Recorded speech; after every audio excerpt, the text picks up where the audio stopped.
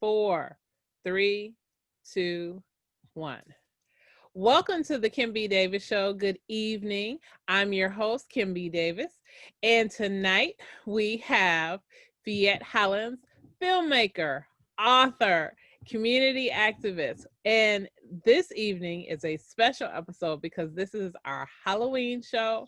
And we are talking LoveCraft Country and our what we consider to be the absolutely necessary movies to watch for Halloween. But first, I want to greet our guest. Phette, how are you this evening? I am amazing. How are you, Kim? I'm great, thank you. I'm so excited. You know, I've been looking forward to talking about Lovecraft. And so, spoiler alert, if you have not seen Lovecraft, you need to turn this episode off and go watch it and then come back because we're going to talk about some stuff. So, I watched it Sunday. I was blown away. I listened to some commentary and some people were saying that they were a little bit underwhelmed. And I get it because, you know, when you go to the episode previous where they time travel, that episode was like, whoa. And, you know, when you go to some of the other episodes, like the second episode where they're trying to sacrifice Tick and the men are chanting and he literally screams and everybody turns to a pillar or stone. I just thought that was powerful in itself. But I look at Lovecraft as an ode to Black people. It is almost like a love letter. Yeah. It's symbolic of where we are. Mm-hmm. And I want to tell you a couple points that stood out in the finale to me.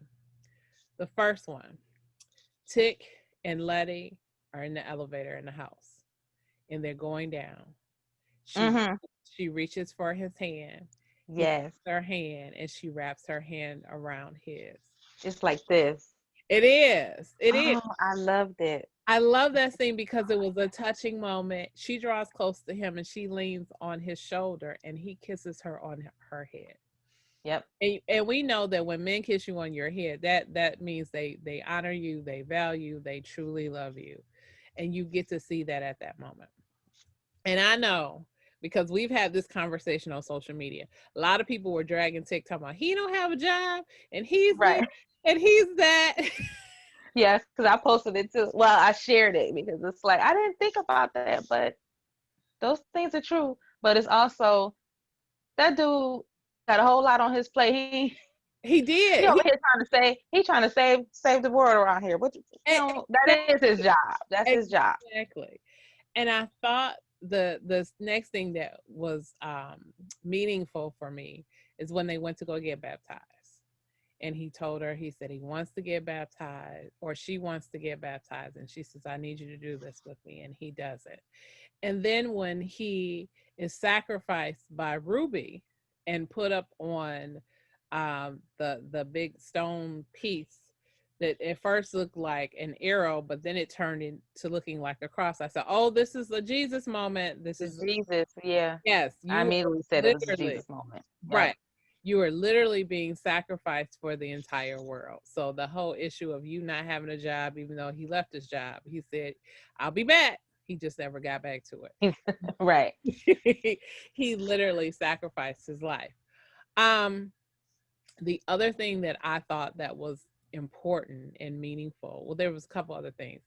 When Christina licks the blood off of him, you know, when she slashes him, and I was like, so she's eating it or drinking it, which made me think of vampires, which of course made me think of the first episode where they quote the famous line from Dracula. And you know what happens when you get bitten by a vampire, and the children of the night, what sweet music they make, which is from Dracula. I was like, okay, are they vampires? Because I don't know if Christina was solely human. Not saying that she wasn't. I'm curious as to where her and her family came from. Right. Yeah, that was weird. It's like she was like bathing in it, you know, Yeah. like taking a shower. She was taking a shower in it. I'm like, what am I missing here? what does this mean? What Right, is going on? This right. is like, what is she about to do with all of this? And so there's another line in Dracula that says, "The blood is the life." And there are lots of different cults and occult conversations around blood being sort of the foundation of everything. If you want immortality, if you want everlasting life, or to live longer, or to look more youthful, You there gotta are drink the real life. blood. Yes, you dabble in the blood. And there's a woman, and forgive me, I can't remember her name, but she used to kill young women and bathe in their blood, and she claimed that that was part of her her regimen for maintaining her fountain of youth appearance. Wait a minute, that was a what now? What, what There was that? What did you say? was That was like a story? That It was is like a story, but it's a a true story. folktale? Oh, No, a it's a true story? true story. It is a Oh, really? yes. I'll have to find it for you. I forget her Please do. Bathory or something, but it was a woman, and I want to say Victorian times.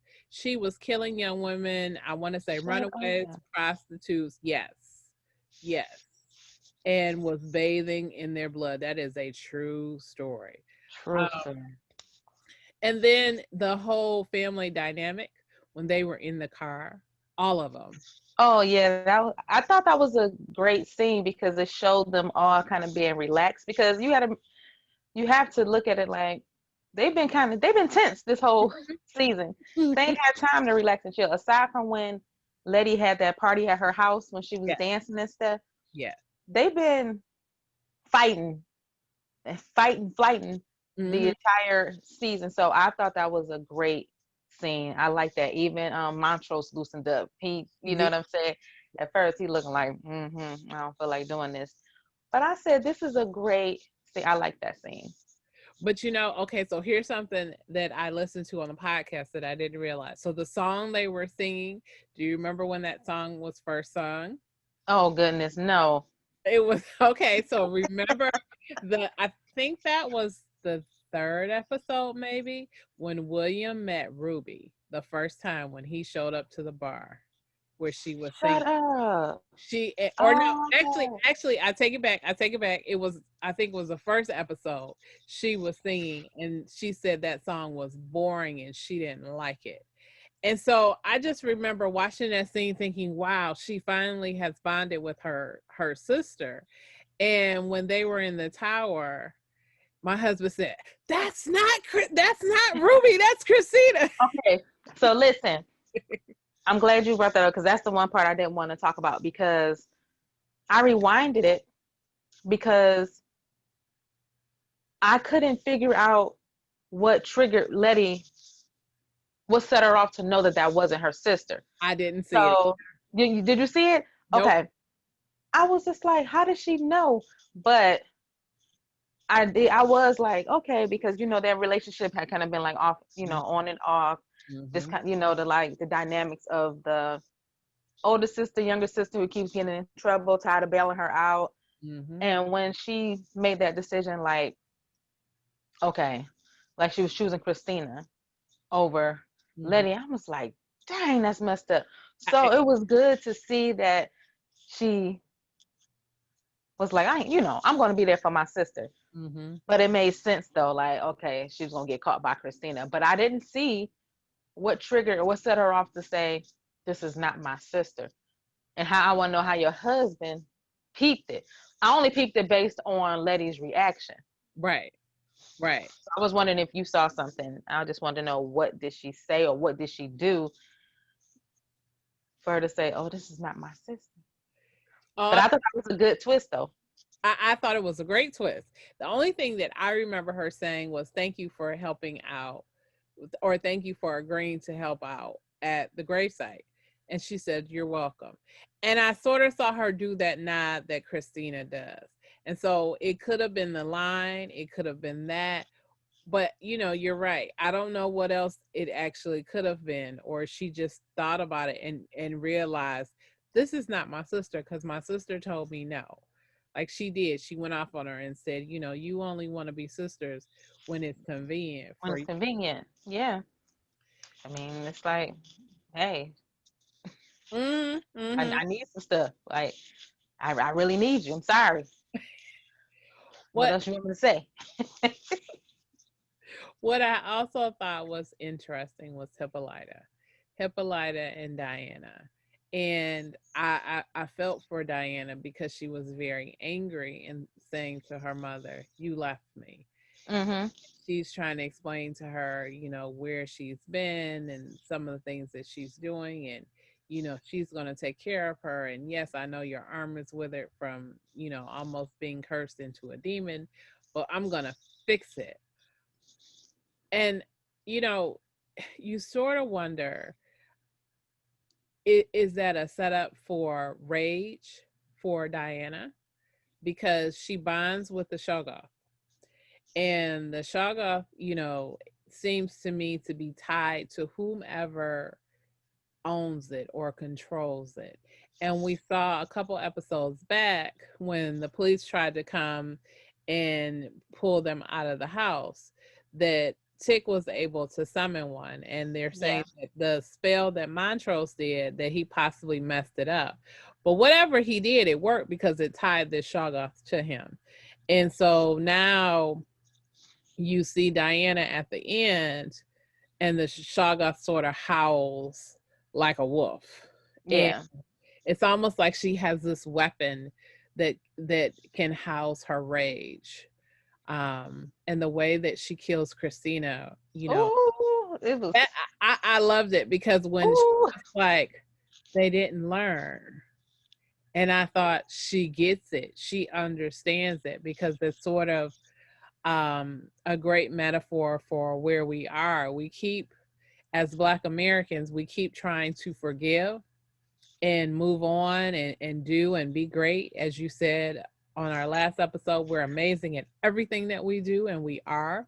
And we keep hoping that people will just accept us. Yet here we are in 2020, and we're still hearing about different things that are happening to us. And I when Diana said that, I was like, you're right. We haven't learned. But what's the answer? I don't know. You know. Right. That's why I'm glad it's kind of, that it's a story Mm-hmm. and it's are imitating some parts of life because she gets to kill her in there. And it's like, I know that sounds like really kind of like twisted, but it's the play on with this being created by Misha Green and her rooting for everybody black. Yeah. Issa Rae. Yes. We're gonna win all throughout this. We don't see any more wins. We're gonna see it through Lovecraft Country. Do you know what I mean? And I just thought it was beautiful. I was a bit surprised though, just because not Christina, because Diana is a kid. Mm-hmm. But we gotta look at the nature of the show. I'm just like, whatever. Like with her doing the killing, I'm like, I know she's not about to do that. And the way it was done, it was just like, I was like, I want me an arm. I Exactly. want me a robot arm because it wasn't, it wasn't a struggle. It was just like effortless. It You was know what I mean? methodical. It was methodical. Like, she thought about, like, I'm going to Right. do this, and I'm going to make you suffer while I Yes. do it, because I want you to know that it's me that's doing it. Yes. And then when she was crying out for her, like, Dee, help me. I said, girl, I, Dee girl, ain't gonna help you. She's right. not. She done been through too much. Seen a Exactly. whole lot in her little young age. She gets it. She's Mm-hmm. getting it now. Mm-hmm. But yeah, I like that part. I did like that part though. So here's my Terminator. So when we see them time travel, and you remember they kept telling the story, we were outside, we got jumped by these white boys, and this mysterious stranger walks up with a bat and starts kicking butt. Mm-hmm. And when I saw that it was Tick, and Montrose said, "It's you," and I said, "Oh, this is one of those time loop things. You can't change it. It's always supposed to be Tick." And those things, whenever they put them into a show, because I'm a sci-fi nerd, I love it, because it's one of those things that if you change one little thing in the past, then you can change everything in the future, because there's so many parallels. And so, what were your thoughts when you saw that? Was that what you were thinking? And then talk a little bit about when Tick goes to the future and he comes back with a book. What did you think? See, so you have to expound on that because those time loop, because I'm not a sci-fi nerd, because sci-fi stuff loses me. Okay. Like it confuses me. So no, I didn't even pick up on, I mean, I knew that that's what was happening based on it being explained to me, but no, I have no comment on that. Like, Okay. so you have to explain to me what's going on when it comes to that. All right. So time travel 101. So in Terminator, in the original, Kyle Reese, because I love Terminator, for those of you See, that and that's don't nothing. Really? See, know. no, and that's the thing. I haven't seen Terminator since I was younger, and that's like, Oh my goodness. See, Fiat, so I need to put it on my list. Okay. yes, you got to watch it. You got to watch it because the original is one of those movies that stands up as a classic movie ahead of its time in terms of the storyline, special effects of that time. You know, we look at some things like I love Star Wars, and you can look at the Star Wars, the original, which is A New Hope, that was originally done, and then cast it against or contrasted against some of the newer ones, and you will go, but okay, this is supposed to be before that, but the special effects look so much different because the movie is made later. But the things that they do in Terminator are very interesting. So Kyle Reese, who comes back to get or to save Sarah Connor, because her son, of course, is the savior of humanity. And there's two lessons in that movie. One, no matter what, Sarah Connor and Kyle Reese were always going to get together.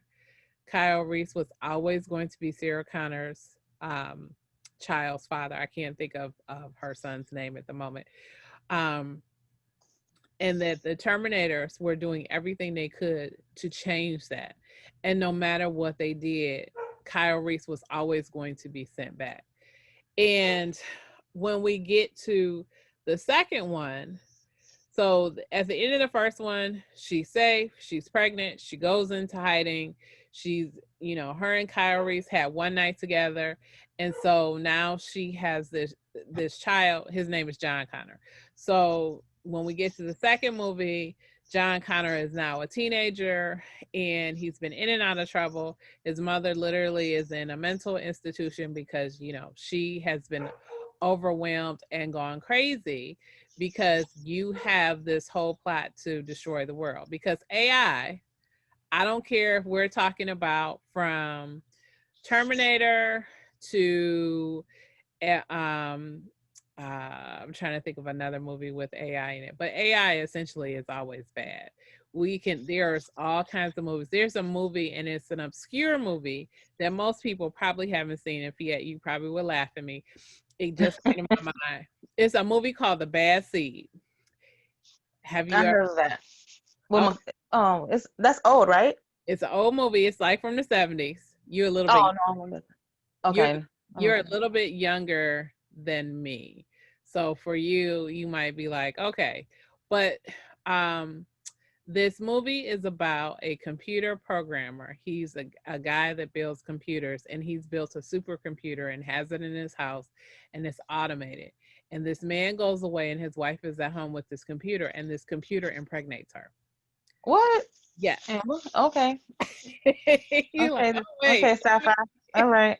Okay. Okay, humping computer. All see. right. um, but the thing about it is, whenever we're talking about like if there are episodes of Twilight Zone, there's episodes of Outer Limits where people will go back in time to try to change something. If you went back to stop Kennedy's assassination, because there's a Outer Limits episode that's about that, what happens is, so now Kennedy lives, it changes the chain of events in the world. So then other people who maybe should not have died now all of a sudden die. Then maybe you change if your parents get together. It's sort of like Back to the Future, and I've never seen Back to the Future, but I know it's one of those things you cannot go and change the past. There's also something called dimensions, and we saw that in the great episode Beyond Cest on Lovecraft Country, which is the Hippolyta episode where she gets to see this different place that she gets transported to. And you get to basically see all these different places. So dimensions essentially travel is there's a Phette everywhere in a different time. So Okay. if Which is why Hippolyta was like in the Roaring Twenties, where she was with Josephine Baker, and then she was with exactly, the Wakanda warriors. And okay. Yep. So, for example, myself, as an author, there's another Kimberly in another dimension that's probably a successful best-selling New York Times author, because that's what I strive to be. Okay. And maybe I'm on the level of a Stephen King or something like that and living very well. There's another Kimberly in another dimension that maybe is struggling, has not made it, is not gonna make it, might be a drunk. There's another Kimberly that may be a filmmaker in that one because something slightly different happened. So you have all these different versions of essentially who you are, but they're endless permutations of what you could be. Does that make sense? That does. So are you like the age that you are now everywhere? Probably. Okay. So there's that made it clear. Yep. So there's a movie called The Mist, which is a Stephen King short story. And essentially it's about a group of scientists that open up a portal. So think about it. You open up a portal, you open up a wormhole to another dimension, which is just another time, and you go and find yourself. There was a show actually where I think his name is Jeff K. Simmons. They did that show around that where he came from another dimension to talk to himself in another dimension to keep him from doing something because he was going to end up getting killed. There was some conspiracy. It was interesting. What? I never got a chance to check it out, but it is that type of story. But the Stephen King story, the scientists open up a portal to another dimension, and instead of it being a dimension that's similar to theirs, there are monsters in that dimension that come and basically swallow up this town, and they have to battle these particular monsters. Of course, there'll be monsters with Stephen King. Of course. Absolutely. But here's the thing. So in Lovecraft, we have Tick, who goes back with Montrose and Letty back to the past to try to find the Book of Names. But he ends up being the hero in the story that he's always heard about. And if you remember, and I think it's in episode 3, he says, I wish I was there with you. And so it's almost like a moment of foreshadowing, although we don't know it. Right. And then when I am there with you. Exactly. But he doesn't remember. And then when he goes to the future, because that's one of my favorite episodes, when Hippolyta, when they both go and he comes back and she doesn't. And he says, I went to the future. I saw the lady with the robot arm. She put the book in my hand and she pushed me back out. So even when you time travel is different. So where it might take me 20 minutes to get to you, time travel could be instantaneous. It could feel like seconds when it actually could be hours. Goodness. See, and this is from you. This is your years of, so you have the combination of sci-fi and horror. Yes. Enthusiasm with all of this. Okay. Yes. And there's another movie, because there's a great scene in the movie Contact with Jodie Foster. Excellent. I heard of that too. Sci-fi movie. And it is about them making contact, and they have to build this device. And it's interesting because after going through all the hoops of finally getting the device built by a billionaire, because governments and everybody turned against her, she time travels. And she has this camera that's on her head with the little in front of her connected to her glasses. And she has a microphone and all these different things. And so she is talking. And at the end of it, because when they actually do the launch, she drops, I'm telling it now, but her ship drops through the bars. There's like these circular bars that are going around. It drops straight through into the water. So what we see seems like seconds or minutes. What she experiences are hours. Like she travels through these different wormholes and Mm. she goes to these different places and sees all these different civilizations. Like she sees different galaxies and it's like, wow. And then finally, when she gets to where she's supposed to go, she sees her deceased father. And her father talks to her and she says, "Are you my father?" And basically they're like, "No, but we thought that this would be a good way for us to meet." And they introduce her and they said, "This is the way it's always been done. It's one step at a time. We meet and it's careful, and then you're sent back home." And so when she's sent back, you hear her saying, "I'm okay to go."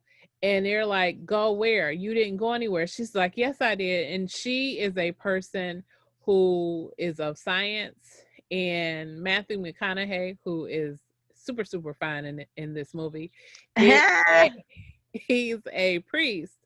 And he challenges her A on her, priest. yes, he challenges her on her lack of faith in God. She believes in science, he believes Mhm. in God. And one of the things that I like about that movie is that it brings the two together, and he shares with her how he believes and how his faith guides him, just like science guides her. But what happens is when no one believes her experience, she says, "But as a human being, everything in me tells me that this actually happened." And so time travel, whether it's jumping to different portals, jumping to the future, jumping to the back, a lot of people, in movies, when they do that, that's one of the things they tell you. I know that I went there. You may not be able to bring anything back like they did in Lovecraft, but they specifically went for something, and that was around magic. But a lot of times you don't necessarily bring something back to prove to people that that's where you were. It's more your knowledge that you were able to do it. Gotcha. I know that was a See, yeah. lot. No, I believe me. We now we got to have a whole episode or a session where you actually break it down because I'm not a big sci-fi person I got you. at all. Because initially it's just like when I think of sci-fi, I think of the movie Aliens. Yes, But even though I didn't see that movie, now that I'm older, I keep hearing how it's actually a good movie. it's better than the first. And it's better than the first. Yes, there are two movies. Both Alien is a classic, but Aliens is one of those few sequels that surpasses the original. And so I said I have to get more into it because it's more so that I usually don't get into movies that deal with monsters, like Mm-hmm. for real. Mm-hmm. But as I'm learning, as I looked at the documentary, the horror noir Mm-hmm. about how like monsters are like symbolic. When I look at it in that way, I'm just like, oh, okay. But those movies when it's like they have these giant ants or spider. It's like, come on, I love King those. Kong. It's Them, the Black Scorpion. Those are my favorites. Those are my favorites. really. Yes. I introduced those were the first horror movies that I introduced my children to because they could legitimately watch them. And they would be little and I would pretend to be scared and I would hide behind them and they would look at me like, "Really, mommy? You scared?" Because it's a giant. And it's fun, like the creature from the Black Lagoon. They're not scary per se, but it's interesting to see the types of movies and the special effects, especially when it's stop motion, that they use to create those things. And you look Those at do people, nothing for me. but they're, Like at all. I love them. I do. I love them. Every movie, the woman that's making coffee and eggs. I can't. I can't. It's like, oh, a big fuzzy furry Spider-Man. Well, it's like for what? You know what I mean? I'm just really like for what? I But like scary stuff I like more like psychological mm-hmm, thrillers, things that I like dystopian yes, universe. That stuff, the stuff that it's like this can really happen. That's scary to yes. me. The But movie that I told you about, The Road, that's the movie that I've watched once all the way through. I've watched bits and pieces of it. I won't watch that movie again. That movie wait a goes minute, which movie? The Road. road, the road. The Road. Yes. You had me watching. You had me. That's a dystopian movie. It is a Cormac McCarthy novel. Oprah Winfrey loved that book. I can't bring myself to read that book, and I know the book is better. The movie scared the crap out of me. It's Viggo Right? Mortensen. Yes, it's Viggo You did. Mortensen. You Charlize did. You did. Theron. Yes, and I'm Charlize gonna. Theron. Okay. I'm Yep.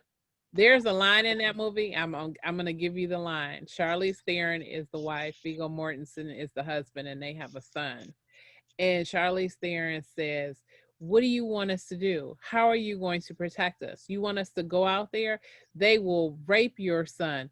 Then they'll kill him, and then maybe they'll eat him, or maybe they'll reverse it." I was like, "Oh!" And once you start to watch that movie, it is rough. It is a breakdown of Really?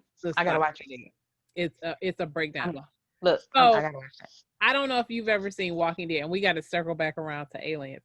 But Walking Dead sort of started off as, and it is about zombies, but you saw the breakdown in society.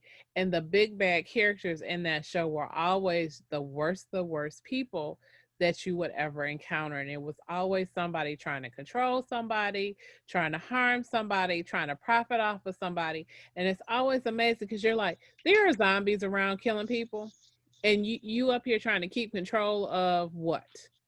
You trying to make people work for you? Like, really? There are zombies around. Seriously? So, is this one of those things where the zombies aren't really the monsters in this? Well, in the road there are no zombies. Well, no, I mean in Walking Dead. In 'Cause I Walking didn't. Dead, yes, The Walking Dead is about zombies, but it's also about the depravity in humanity. How low will people go? Okay. And the road, though, that movie, just, if something really bad happened, yeah, I could see that. It makes you very much afraid. But I want to go back to Aliens, because Alien, the first one, was originally pitched as a haunted house story in space, aboard a spaceship. So the theme was no one can hear you scream. So you're on a spaceship, nobody can hear you scream. When you get to Aliens, plural, it's more. The main character, Ripley, who survives the first one, goes back to battle these monsters. And one of the interesting things that when you watch, and that's why you have to watch Alien first and then watch Aliens, so it makes sense. Look at how the people who are on the spaceship are treated. Because there's a famous line in the first one where Yaphet Kotto says, "Let's talk about the bonus situation." And basically, they work for a company called The Company, and the company basically has them out here manufacturing in space, mining stuff, picking up stuff, doing, menial jobs. They pay them, but they literally are line workers. And so when they come upon the first alien, everybody is disposable. We don't care. We want that. And then when it goes back to the second one, you hear that same story again. So it's sort of like profit over people, and you have something dangerous that literally could wipe everybody out because you can't control it. You just can't. And they've done 4 alien movies. The first 2 are stellar. The third, when it originally came out, it was okay. But now that I have gotten a little bit older and watched it more, I do like the third one. The fourth one, I do not like. The fourth Okay. one, just, it had a good plot, but I don't think it was executed well. Gotcha.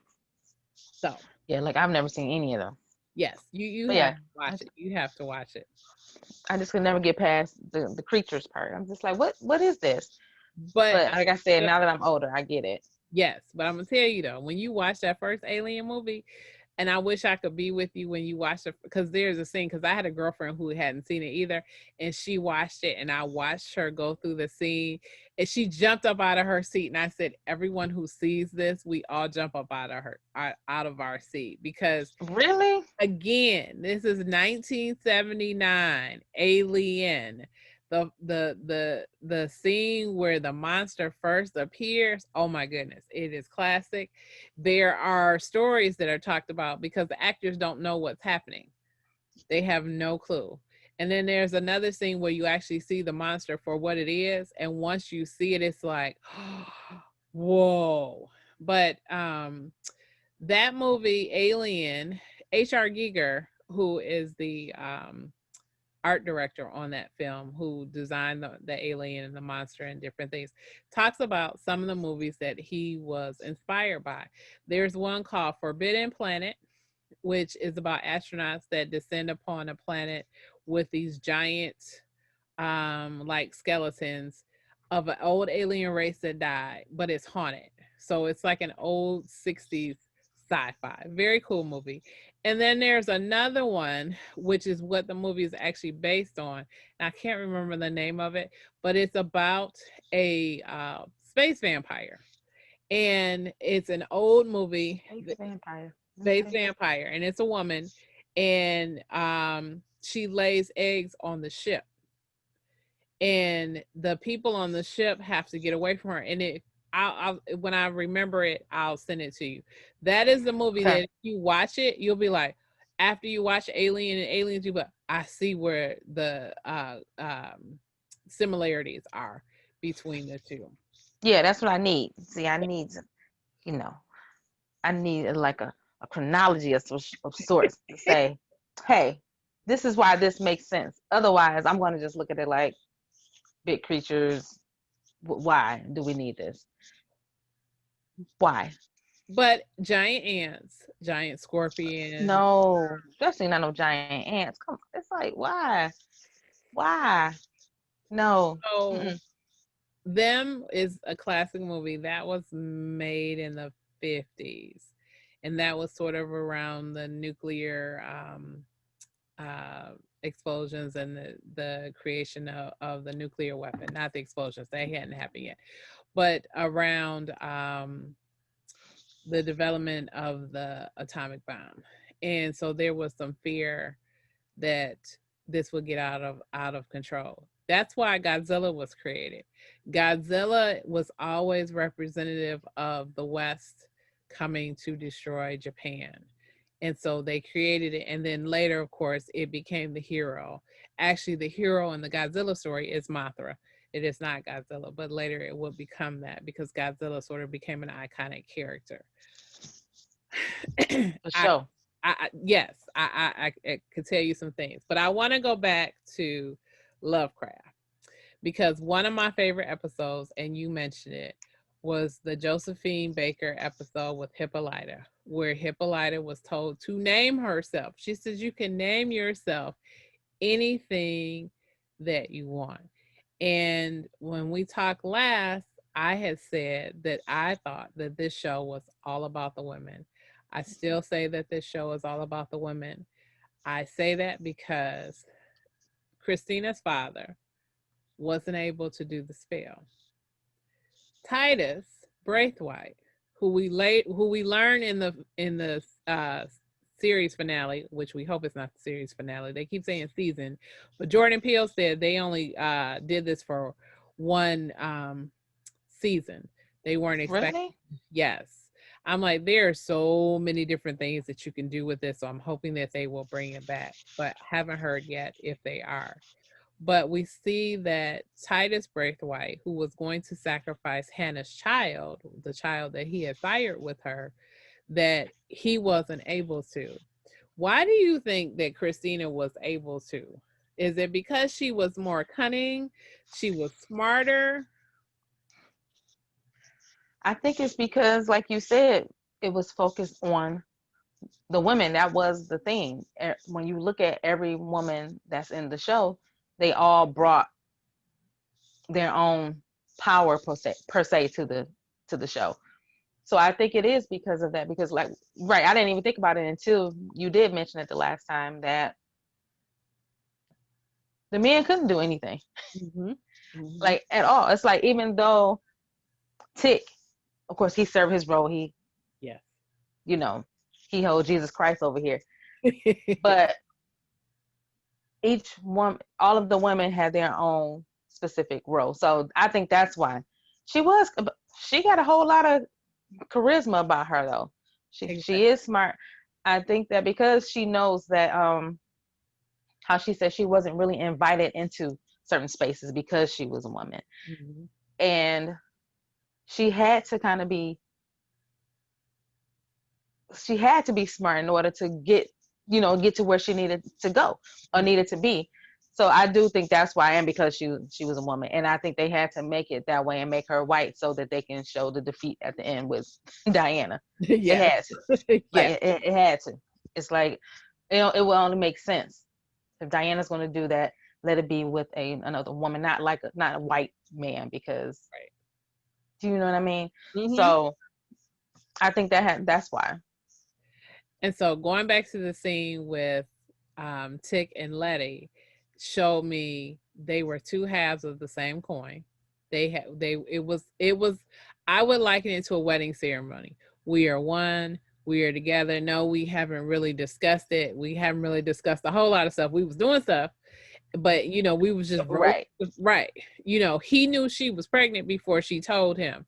And I was like, Yeah. that's a connection, that's a bond. But I want to go back to the second episode where Christina, when Tick was brought in and they were cleaning him before they sacrificed him. And Christina gave him the ring and she said, you get this simply because you were born a man. No matter what I do, no matter how many spells I cast, no matter how much I know, I can never become one of you. And so I thought that was powerful that she said that. So again, that, builds up to the ending where it had to be her who died. She drove her fabulous great silver Bentley, which I was like, that's a beautiful car. Boy, oh boy. I see that in a lot of like the little articles and stuff I read, and I don't even know if I ever noticed it really. Was it No, the one she was driving? Well, yeah. The first that's when she was driving, and and this made wasn't the it this car last go up. episode? And Remember? She cut it when they were being chased. okay, Mm-hmm. That was the silver Bentley. And then when they used the Rihanna cut, which I won't say what Rihanna says in that, but it's something to the effect of, you better give me my money. And she was driving. I was like, oh, this is definitely dripping in beautiful blackness. Cause it was just wonderful. But I guess the episode that I want to go back to with Hippolyta, it's oh yeah, and Josephine Baker. yes. And I think Hippolyta was not only, she's the hardest show, I do believe, because she was sort of the mother who was always there.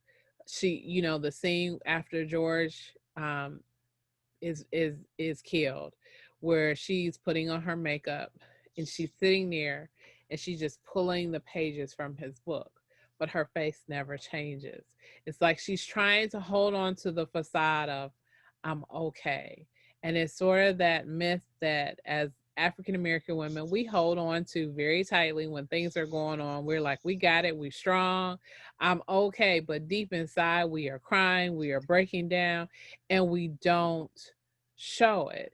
And when Hippolyta is talking to Josephine Baker and she says, I just want to go out and kill white people, I'm like, I don't know a black person who probably has never felt like Right, that. you, absolutely. we're not going to act on it because that's not who we are. But you get so angry every time you turn the news on and someone has been killed. And in 2020, we've had 164 black people who have died after coming into contact with the police. 164. Yes, in 2020. Wow. And so, when you watch the Emmett Till episode, because that was right after Jacob Blake was shot in the back 7 times, that was right after the Breonna Taylor settlement and the video, everybody was angry. And when you watch that, it was palpable. It just felt like, oh my goodness, we're right back here again. But, Again.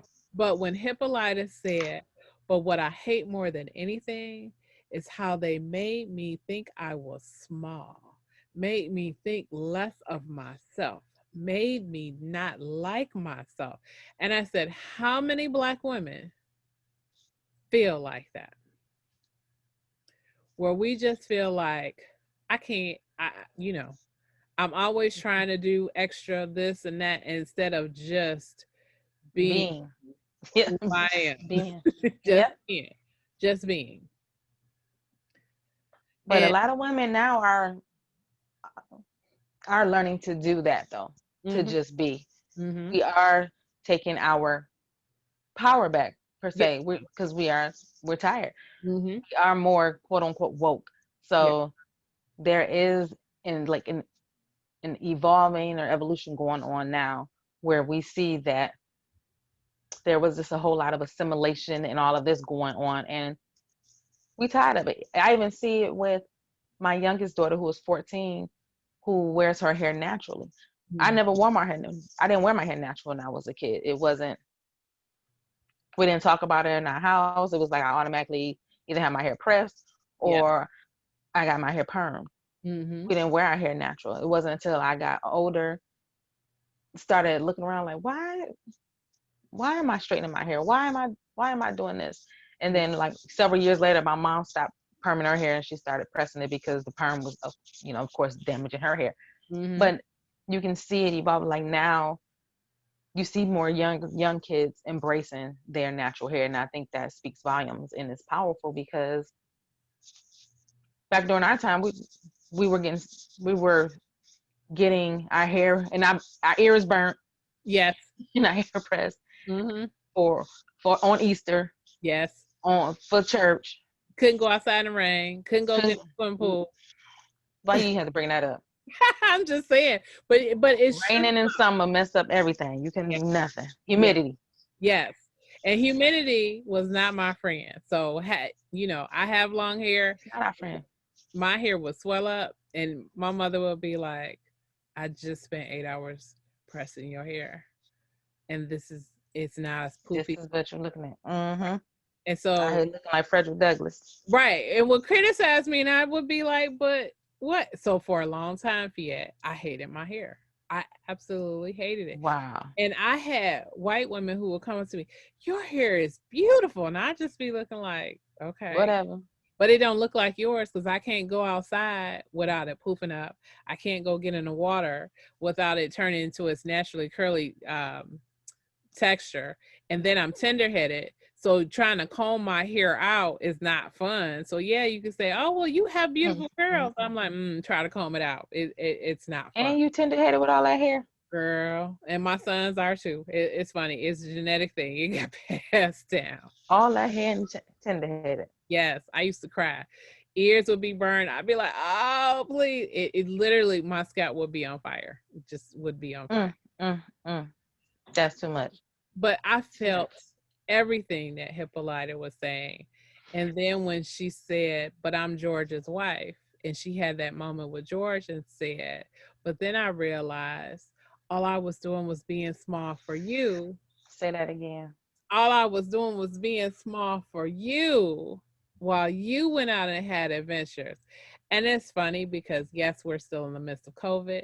There's pandemic cases are cropping up again. Virtual school is going on. And oh my goodness, let me just tell you, virtual school is not fun. So if you have students, I'm sure you are struggling with technology, trying to make sure that your kids learn, make sure they have what they need, that they are where they are, and they understand whatever it is that they're being taught. Having said all of that, it is stressful because women are working from home. And so now the lion's share of housework, family duties, everything is on a woman's shoulder. And many of us, Back like in the 50s, girl, 40s. let me just tell you, and many women on social media in the different women groups that I'm in, I read the stories. And it's just like what Hippolyta said, where the women are like, I'm invisible. I do all these different things and my family doesn't appreciate it. And when Hippolyta said that, I went, wow. Misha Green, Yep. go ahead, because you wrote that. Yes. That's true. George wanted to make it seem like she was really a part of what was going on. She's like, I'm not really. Mm-mm, I'm really not. And mm-mm, I felt that. And mm, even with her traveling to those places, I felt like I knew that that's what the theme was for that episode. Mm-hmm. Really, her trying to find herself. Do you know what I mean? Mm-hmm.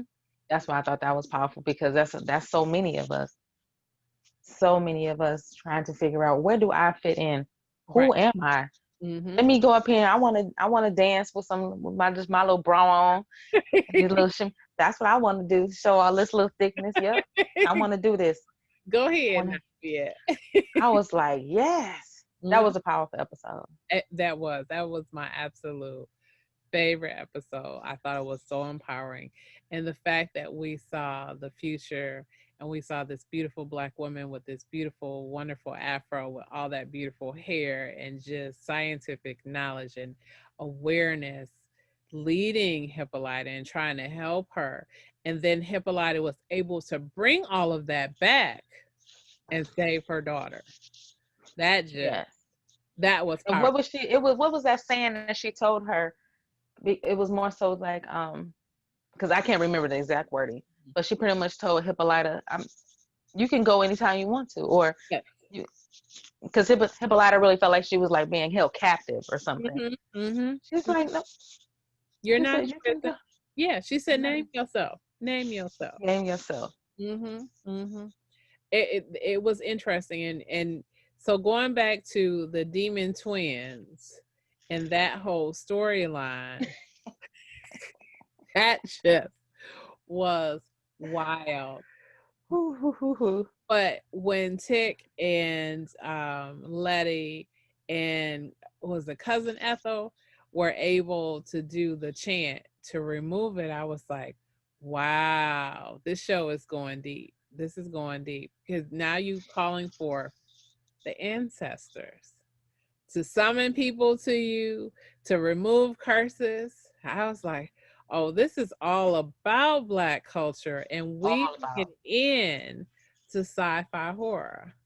And I was just like, Which wow. is brilliant, and that's why it's brilliant and confusing if you don't know, if you don't have any background on Yes. any of it. Yes. So you know what I'm saying? That's why I think they're brilliant, because it's like, oh, y'all teaching a lot of people Mm-hmm. with this show. And Mm-hmm. I think that's good, because it's stuff that we need to know. Mm-hmm. It's things that we have kind of shunned away from, especially the whole Black. They talked about magic the entire time. You already know voodoo, man, all that stuff. You can't talk about that. Folks think you crazy. Right. Not And no more. This right. is the thing to do now. What it's Exactly. all about now. And voodoo is not what people would think, because that's a byproduct of slavery and Catholicism mixed, where African slaves were still trying to practice some of their religion, and they substituted some things from the Catholic religion into that.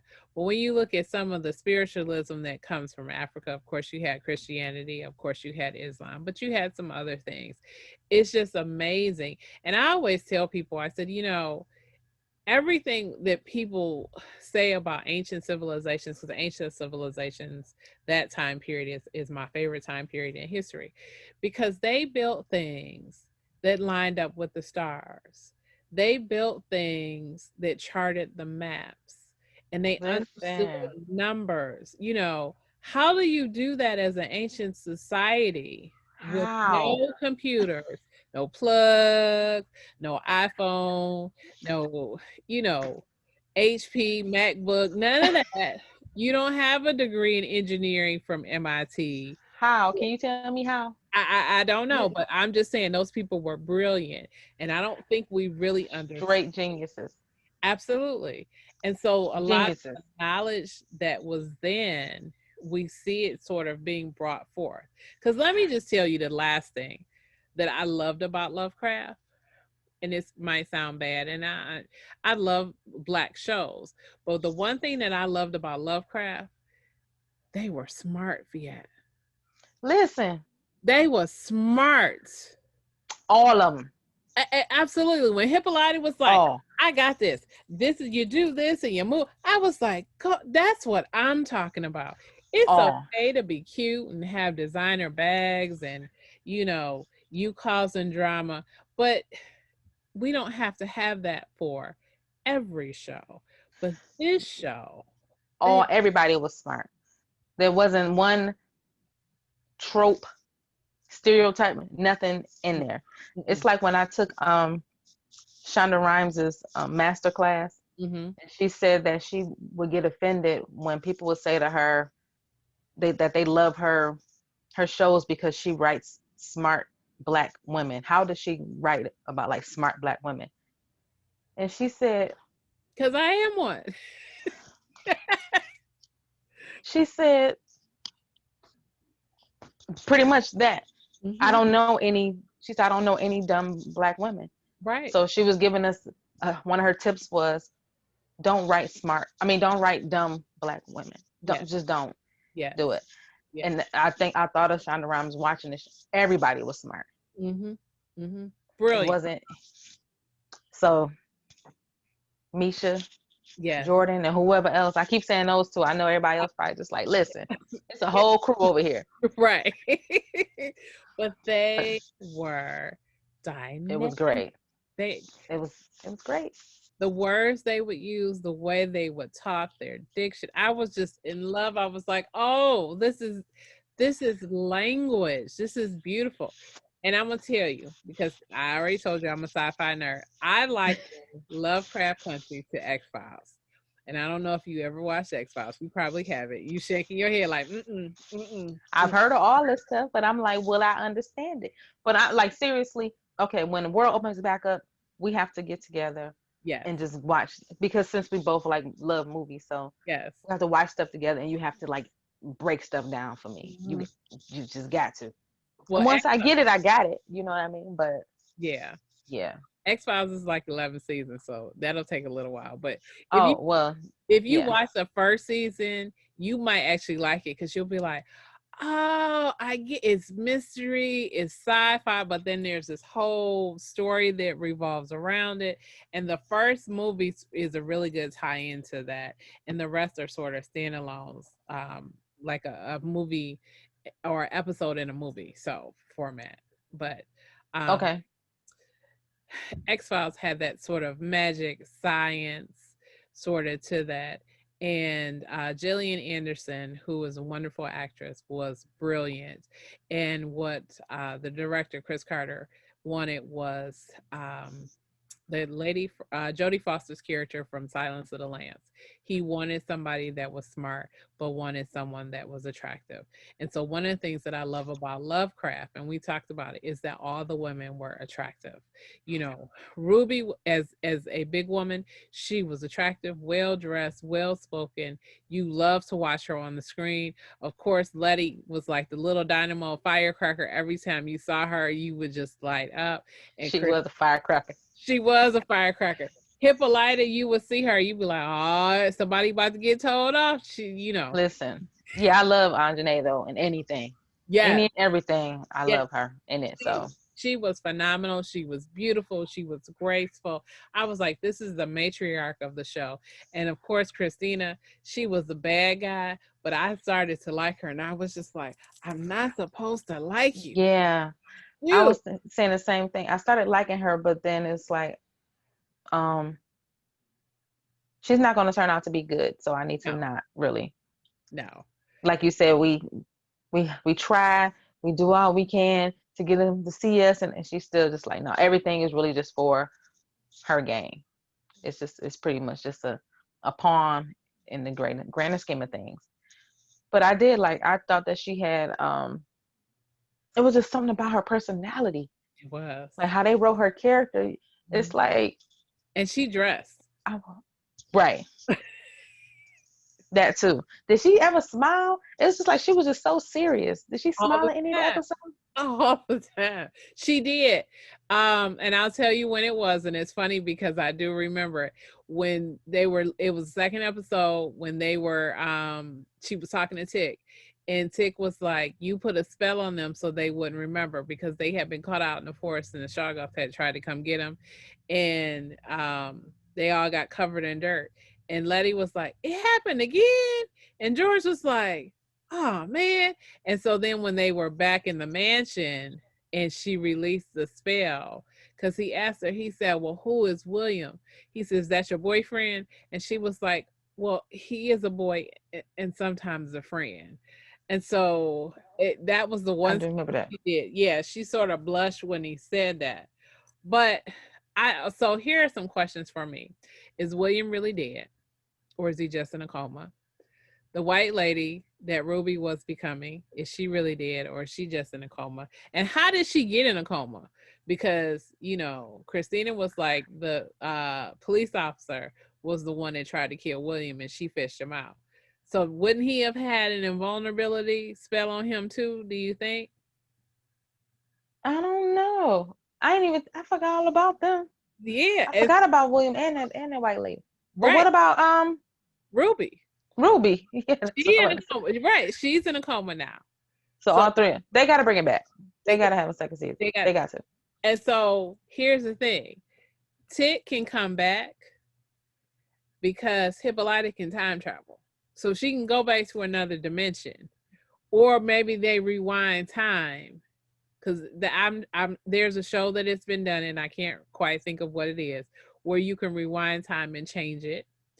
Or which I thought was fascinating, podcaster that I listened to said, so when Tick said he went to the future and the lady with the robot arm passed him the book and they were writing, what if Diana became the bad guy in the future, 20 years down the road, and she was traumatizing the white people the way the white people had traumatized black people? Oh, That's what I said. I was like, oh, wait. but would she really be a bad guy though? Would that really be like trauma? She, Trauma? well, I mean, she wouldn't necessarily be the bad guy, but if she's using magic and they're pissed off because they can't have it and they know they used to have it, that could be a problem. Because for me, magic was the currency of power, where a lot of people feel like, which is some of the unrest that we have in our nation, where they feel like you're taking our country away from us. Okay, who's taking your country? We're just here because the economic structure of this country, you all still own everything. Let's be for real about that. For real. When Oprah Winfrey wanted to buy a studio or buy a station, she had to pull people in with her. She didn't have the wealth just on her own, and she is a billionaire. Tyler, Right. Tyler Perry had to do how many Medea movies Listen. to get his own studio, and he had to snag and get Marvel Avengers because I want to say both Avengers, the first and Endgame, were filmed there. I know. Oh, I didn't know that. I know Endgame was filmed at the Tyler Perry Studios. So the first one may have Wow. been too. So now he's snagging all these big projects to keep funding. And he write a new show every other day because every time I turn around, he got like 4 or 5 new shows. I'm like, what? He like the Prince of TV. He Like really how Prince is. used to make an album every week. Yep. That's Tyler Perry. He Yeah. got sisters, he got bros, it's like, dude, he his own one man band. He really is. But I mean, you think about it. And even when entertainers like Serena Williams or someone wants to buy into a football team, they literally buy a fraction of the team. It's not even full ownership. So when people start talking about, well, you taking our country away from us, I'm like, well, who's taking it? Who Because taking it? it's Who? not any of us. Yes, some of us are doing some wonderful things, but guess what? The wealth disparity in this country between black and white, and I'm just generalizing, is vast. It's a joke. It Yeah. is. It's It is vast. But I do feel like Lovecraft was a metaphor for our current times in, what we're going through. So absolutely. give me some of your takeaways from Lovecraft. Takeaways from Lovecraft. Read more. Yes. I really want to read the actual book, Mm-hmm. Lovecraft Country, Mm-hmm. and actually read more about H.P. Lovecraft, Yes. the races, Yes. so that I can see the type of stuff that he wrote, what he was actually writing about, because he was credited for being the pioneer of weird horror Mm-hmm. and creating these little mythical creatures. So to read more and really look more into like our history, our Yeah. Black history. Yeah. It's like I don't even know where to start with that. Bits and pieces of stuff. Like you said, how you said the ancient times is your best, your favorite. Um, that's your favorite. Like when it comes to like history, that's your favorite time period. Mm-hmm. So it's making me want to look more into that. Mm-hmm. Look more into voodoo, witchcraft, magic, all of that. Mm-hmm. Let me see what else. Definitely makes me want to look more into the screenwriting part of it. Yes. Want to read. I wonder if I can get a hand on like an episode, like a script, Mm-hmm. to see how I can do that and kind of like challenge and test myself to see if I can write an episode in horror. Mm-hmm. I do have Jordan Peele's book, like an annotated version of Get Out, Oh, do you? Okay. and he breaks down every scene Does he? with pictures. It's amazing. I bet. So that's my takeaway with that, and just it just makes me for real just love Black people way more than I already did, and just get more serious about my writing and my filmmaking. Mm-hmm. Same here. I have a horror novel that I've been working on for a few years. Really? Yes. Yes. And watching this show really made me want to get back to it. I had an idea and I wrote out like the first 10 or 15 pages, and people liked it. And, I went to a writer's group, and they were like, well, flesh this out, sort of tell us what your vision is. And they were like, Kim, that's a really good idea. You really need to get that down on paper. But when you have other projects, you sort of put things to the side. So I do think Absolutely. back to that. I did buy Lovecraft Country, the book. I am going to read it. I did buy um, a condensed version of the Lovecraft short stories. So I do have that in anthology. Oh, And okay. We on the same page. All right. yeah, yeah. So um Guillermo del Toro, I don't know if you know who he is. He's a director. Mm-hmm. He wrote or directed Pacific Rim, which is a sci-fi movie about giant monsters and men in basically giant robots fighting monsters from the sea.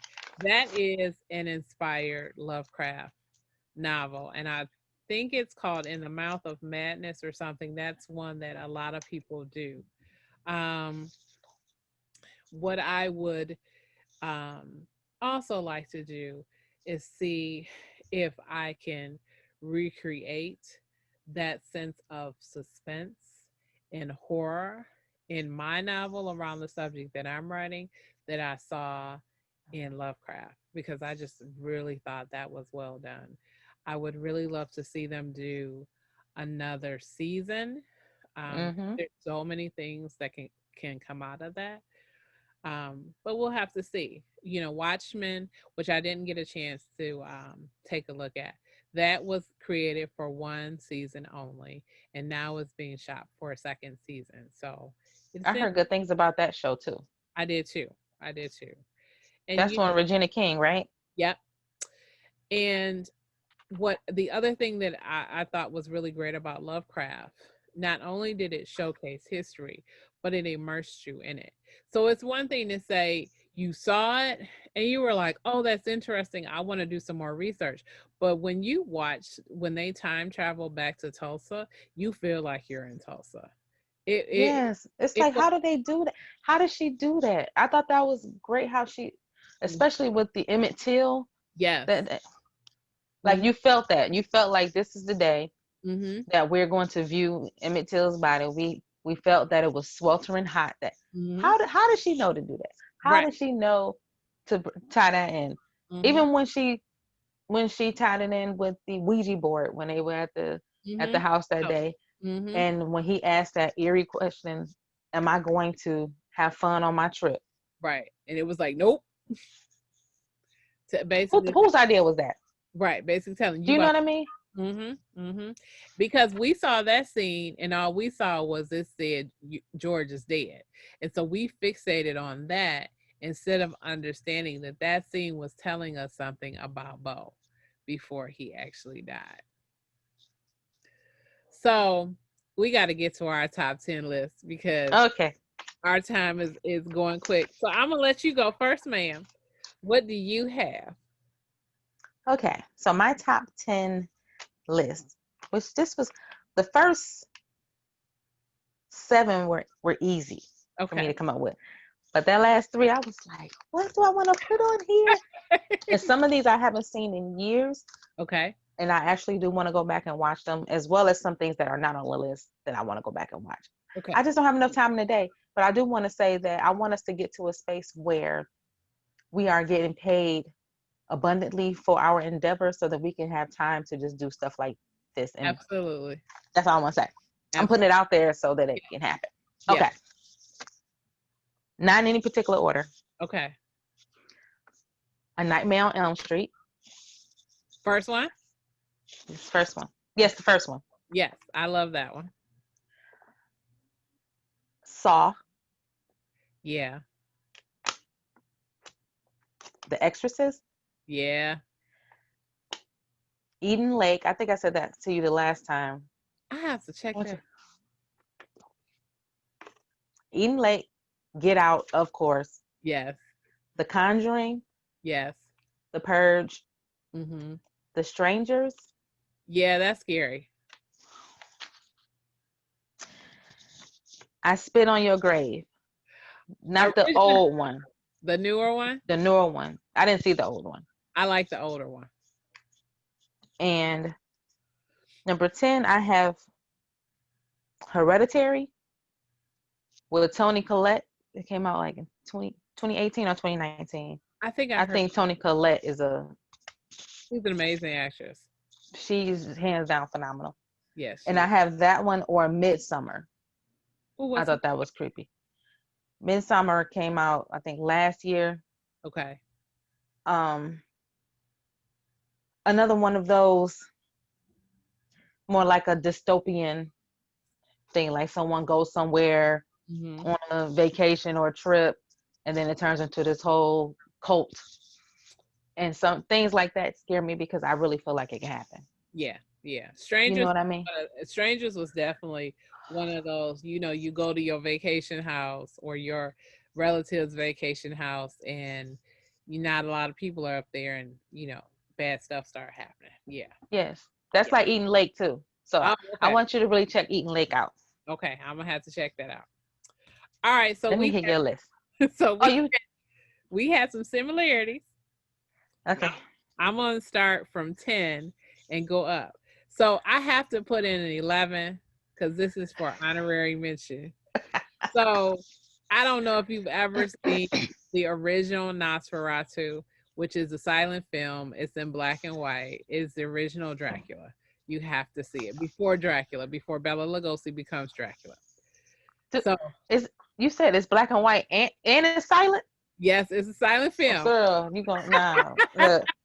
Thea said no.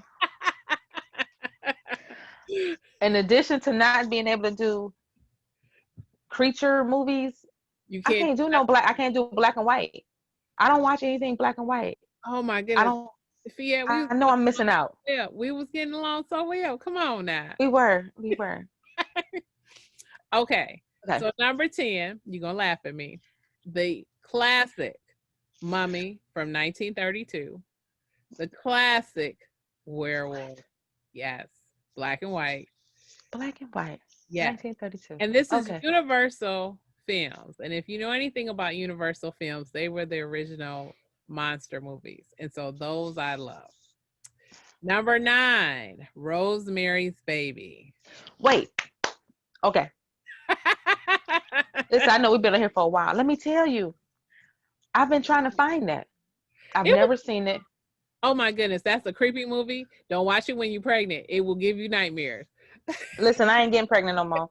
And I tried to find it because Jordan Peele named the one who wrote it. I think his name is Victor. Roman Polanski filmed He it. did the film, Yeah. right? He did the film, but no, the one actually who wrote the book. That Okay. the so Jordan Peele talked about him as far as his inspiration for, his writing career, his Mhm. horror writing. Mhm. So I've been trying to find it and I cannot find it. It has been Okay. on cable. It was on cable a couple of days ago because I What? the tail end of it. Now there's two Rosemary Babies.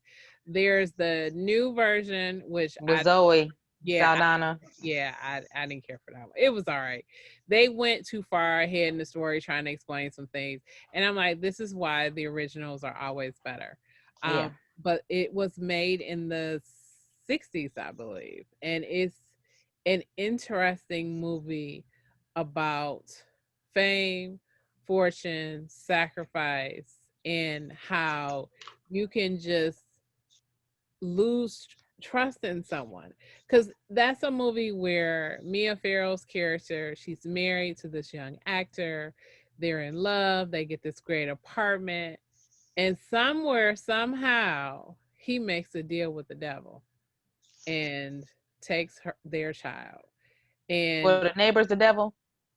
well, one of them, he was a witch, and um what you see, and it's a disturbing scene where she literally is drugged and raped by a demon from hell. Oh, So Jesus and the Christ. Okay. yes, all of that. And because she's drugged, she doesn't realize it until later. And at the very end, she has to make this choice of whether or not she's going to love this child. And Shut up. girl, when they get to the end and she says, "What have you done to it? Look at his eyes." And it goes, "It has his father's eyes." And she's like, "But her husband's eyes are normal." He was like, he's not his father. His father is Satan. And she remembers what happened Oh, to what her. happened to her? Yes. It is a deep movie, the way that it's done. It makes you kind of, you be looking at people's side eye like, when I was pregnant, because my first son, his birthday is this month. It's Halloween time. I remember I was freaked out. I couldn't watch it. Just couldn't. Yeah, I got put it on my list because I really been trying to find it. Okay. You You got it. got so your movies aren't in a particular order, like Yep. you're ranking these, Yep. like for real. Okay. Yep. Number 8, you're gonna be mad at me because it's black and white. The original Dracula, Bela Lugosi. You got like 3 Draculas on here though. I do. So, Okay. but I like the original is a must see with Bela Lugosi. It's black and white. You probably will watch it and go, "This is cheesy," but if you watch it, you see how every other Dracula patterns himself after Bela Lugosi. There's an I, elegance to I him. need to see something like that. Yes, how I he heard of talks, that. all of that. Now, I'll tell you what's another good Dracula to watch: the Bram Stoker, the Francis Ford Coppola one with Winona Ryder, Keanu Reeves, and Gary Oldman. Oh my goodness, I adore Gary Oldman. I know Everything you he said, does, yeah, he is fantastic, and he he plays is. Dracula. So I if you like Gary Oldman. Yeah. yeah, so if you haven't seen it, see that one. Number 7, one of my all-time favorites, Halloween, Michael Myers. Jamie Lee Curtis screaming. That is classic. Matter of fact, I just watched this today before I did the show. Number 6. This is the original. I don't even know how many versions of this movie they have, but the original Texas Chainsaw Massacre from the '70s. The I think you original. told me that before. I've never seen. I'm writing. Listen, I'm gonna have me a whole. What I'm gonna do in my life? I ain't Listen. gonna see the light of day. You sure won't get your life together, honey, because you need to see these. So Texas Chainsaw Massacre scared the crap out of me. Why? Because you're driving. I got this phobia about driving down roads because I'm always wondering who's gonna come get me. Listen, I created a whole short, not even a short film. This was a full-fledged. I'm gonna make it a feature Mm-hmm. about driving in the car. Like me and my ex-boyfriend Uh-huh. actually thought about this driving in the car, and we were on our cell phones, and we lost like reception, like lost the signal, and so we created this whole show out of what if we were driving somewhere, lost our signal, and it's more so like a wrong turn type of movie. Yeah. That movie Wrong Turn scares me too, Yes. because it's stuff Yes. that can actually happen. Yes. And we go to this town, and then there are, of course, like the hills have eyes type of people or whatever. But we did it to where it was like we were in like Idlewild, but now Idlewild was like this haunted, creepy place, and somehow it wasn't an accident that we were guided there. It was the ancestors taking this whole. We had a whole So I'm idea just from that. I'm gonna give you a story because it's not that far fetched. So this whole militia plot to kidnap the governor. So I've been hearing from people who traveled this summer who were all up and around in Michigan in the rural areas, all across the lakes and lakes and streams and rivers. And a lot of people said because we were in COVID, because we're still in COVID, that social distancing. So they were out and about on the water by themselves, with whoever they went with, but they would hear gunfire in the distance, like training camps. So you could add that to your story. And it could be the ancestors guiding you to go take care of some business, whatever that might be. Yep. See, y'all, this is how storytelling works. This is how it works. Just one idea, like ting ting. Yep. Okay. But yeah. So number 5, The Thing. This is not the old Thing, even though I do like the classic version, The Thing from Outer Space. This is the Kurt Russell Thing. And this is made, I believe it's 81. It's Kurt Russell, TK Carter. It's a bunch of actors in this. And basically they find something trapped in the ice. Turns out to be a big spaceship, but some other people actually found it. They happen at their base camp and bring back a sample of what they found, and it turns into this shape-shifting alien that tries to absorb each one of them and change into them. Okay, so I believe in like signs. So when I hear something, one time and I hear it again, I believe in signs.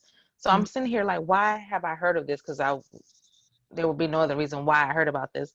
But it was because I went to see Get Out when Tananarive Due was here. I think that's how you pronounce it. Tananarive Due. That's her name. Okay. She was here, and she's also the one that does like a foreword in his book. She's like this popular professor at UCLA, Black woman. Okay. A beast. She's really into. I'm gonna send you a link to her because I think you'll really like her. Okay. She's an educator. Okay. So she came here to the Detroit Opera House, Opera Theater, and I went by myself. And while I was in the bathroom, I met this lady in the restroom, this white lady, and she just was like, we just were talking, and she's like, yeah, I came by myself. I'm like, yeah, me too. And she's like, you want to sit together? I'm like, sure.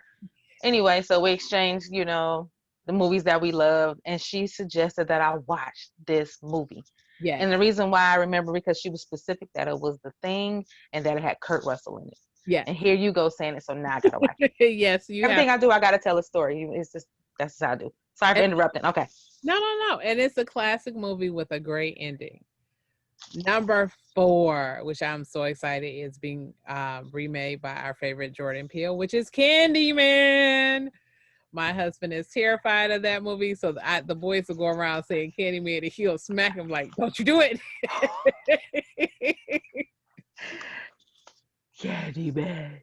So now we're hitting my top 3. These 3 are movies that scare me. Number 3 is The Omen.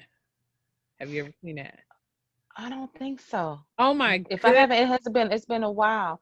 A lot of stuff I haven't seen in so long. You know what I mean? I'm writing it down.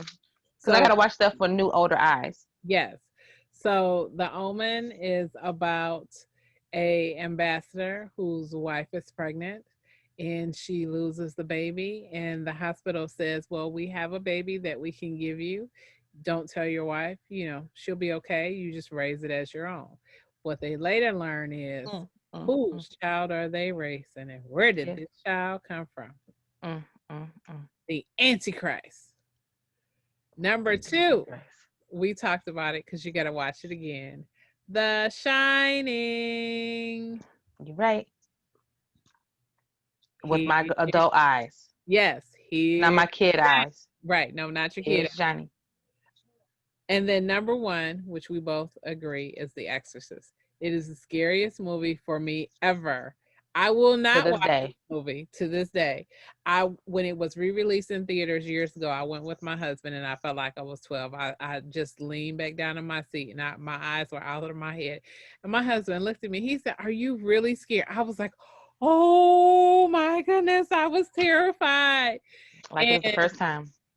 when it comes on TV now, like it because it's Halloween time, that's one of the movies they play.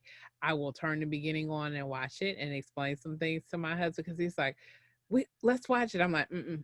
When she starts changing, I change the channel and go to something. He's like, "For real?" I'm like, "You touch that remote, you and I are gonna have a problem." I'm not watching this movie. And I don't know why it's so. I still don't know to this day why that movie is so scary to me. When I can look at other scary movies, like they can have the same type of makeup, they can be possessed, and it won't phase me. It's just the Exorcist. I don't know, because it was like the original and the first time that you really saw it. To this day, Yeah. I can't do it. Listen, Linda Blair, God bless her. That child went crazy to make that movie. I've listened to interviews where she said she believed that she was possessed. She believed that voice was talking to her, all types of things. There's one where they talk about how movies are cursed, and Omen is one of those movies they said was cursed. They said strange things happen on The Exorcist. I don't know if they do, but that movie scares the crap out of me. I can watch Amityville Horror. I can watch The Conjuring. I can watch Insidious. That's Um, on my daughter's list. She it, named all of those when I was asking about a list. I was like, I need 3 more. And I said, right, I didn't see those. I didn't see them. I didn't see Insidious. She and says I did. I you may have probably to. did. Insidious is not bad. It's not bad. It's more. That's the one where the little the baby is kidnapped. The child's the first one is the child's spirit, and then it comes back for the father. That's Insidious, and it sort of goes through the different. The Conjuring, that's about the people in Annabelle. Mm-hmm. I'm trying to remember because they had another movie where they were fighting the evil or whatever, and they were that might be the second Conjuring. That might be what I'm thinking of. But those are good. Um, a lot of those types of movies that they make are pretty good. But there is something about The Exorcist. There's something about The Shining. There's something about The Omen. There is something essentially creepy about Candyman. Can't quite place it, but it is. And it's almost like when we talk about Lovecraft, they got everything right where you feel like you really are there. And when you watch Alien and Aliens, if you really watch it, Fiat, you'll feel like you on that ship and you'll be freaked out. Aliens is my go-to movie when I am pissed off and I need to blow off some steam. I watch that movie because I can quote it. Really? The Yes. 1979 one? No, well, I can quote Alien, but Aliens, there's a few. Oh, Aliens. Yes, That there's the one with Sigourney Weaver? yes, Sigourney Weaver? Oh, yeah, okay. they both have Sigourney Weaver, but in Aliens, which is the sequel, the second one, there is a scene where she takes control. My kids will tell you, yeah, our mommy, she turns up the volume and she starts quoting, and it's like I live vicariously through her. Through And Sigourney. yes. And then there's a scene towards the end where she's going to get the little girl and she's on this elevator and she's putting the bullets in and doing all this. And it's like she's on the elevator. And there have been times in my life where I'm about to walk into a meeting and I'm trying not to go off on somebody because, somebody inevitably did something or messed up something. And so now here I got to go fix it. or I'm about to walk into something and I know it's somebody that's gonna be difficult, that whatever the situation is, and Right. I will flash to that scene, and Are you serious? she You closes her serious? eyes. I'm serious, super serious. She closes her eyes and she takes a deep breath and she opens them. I swear every time I get on the elevator, if I'm going somewhere and it's gonna be something hard that I gotta handle, I do that. I do that. I'm gonna have to watch it just on the strength of that. Yes, yes. That's the 1980, like 84 movie or something like that, right? Yep. But those are my top 10. I could have given you Poltergeist, which is a great Absolutely. movie. There are so many other different movies I could have given you, like them, the Black Scorpion, those old movies. The original King Kong is a great movie, but it's black and white. It's stop motion. You have to like stop motion because it's sort of cheesy, but it was the special effects of the day. At the right, during that time, you know what I mean? Of that time. hmm And so I have an appreciation of that. I don't always want special effects. I'll tell you another movie I think is really good, and it's the original Jeepers Creepers. When I first saw that, You asked me about that, and I was just Mhm. like, I don't recall that being. I but don't it's recall. but you know why it scared me? Because it was two kids on the road seeing something they had no business seeing. Even though they should have kept going, they didn't. Little It's one boy, of those, yeah. yeah, I little have to boy. watch that. Yeah, I have to watch that. It's a lot of stuff I have to watch again, and I really think I have a deeper appreciation for it now. Carrie is another good movie. I was gonna put that on my list. Yeah.